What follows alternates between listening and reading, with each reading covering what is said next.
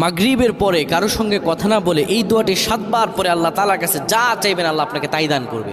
অভাবে আছেন, ঋণগ্রস্ত আছেন, মাথায় টেনশন, ঋণের বোঝা, বাড়িতে থাকতে পারতেছেন না, আল্লাহ সব আপনার পেরেশানি দূর করে দেবে ইনশাআল্লাহ, যদি আপনি আমলটি করতে পারেন।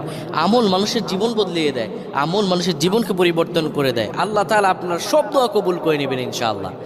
মাগরিব নামাজের পরে কিবলামুখী হয়ে থাকবেন, কারো সঙ্গে কথা বলবেন না, কারো সঙ্গে কথা না বলে কিবলামুখী হয়ে আপনি পড়বেন আল্লাহুম্মা আজিরনা মিনান নার, আল্লাহুম্মা আজিরনা মিনান নার, আল্লাহুম্মা আজিরনা মিনান নার।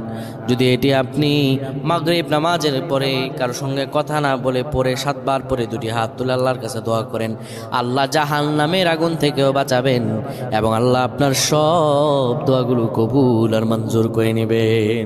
আল্লাহুম্মা আমিন।